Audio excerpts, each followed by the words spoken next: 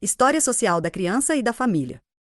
O PDF História Social da Criança e da Família explora a evolução da percepção da infância e da família ao longo da história, com ênfase nas mudanças sociais, culturais e demográficas. Aqui estão alguns pontos principais abordados no documento.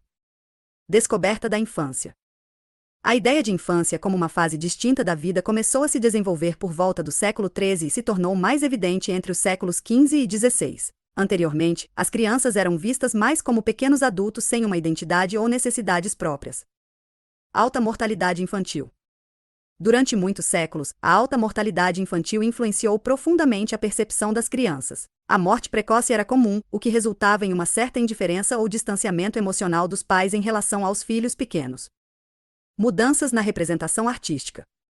A evolução da arte e da iconografia revela mudanças na forma como as crianças eram vistas. No século XVII, por exemplo, a arte começou a representar crianças de maneira mais individualizada e emocional, destacando suas características únicas e a importância da infância.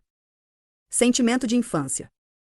No século XVIII, com o surgimento do malthusianismo e a disseminação das práticas contraceptivas, houve uma mudança significativa no modo como as crianças eram vistas. Elas passaram a ser valorizadas não apenas por suas características fofas ou engraçadas, mas também como indivíduos com uma alma imortal e uma personalidade única.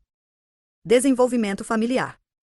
A estrutura e dinâmica familiares também evoluíram ao longo do tempo. No início, a família estendida era a norma, mas com o tempo, a família nuclear, pais e filhos, se tornou mais comum. Esvotos e retratos.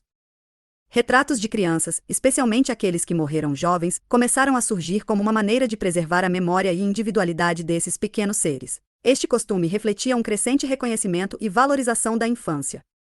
Literatura e linguagem infantil.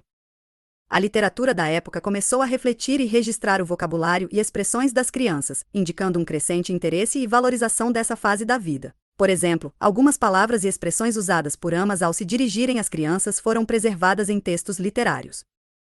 Resumo simplificado para crianças.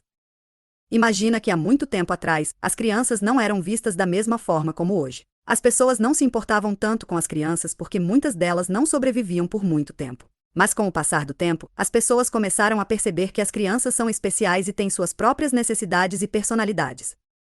Pontos finais. Século XIII, começa a descoberta da infância. Século XV e XVI, a arte começa a mostrar crianças de forma mais individual. Século XVII e XVIII, mudanças significativas na forma como as crianças são vistas e tratadas.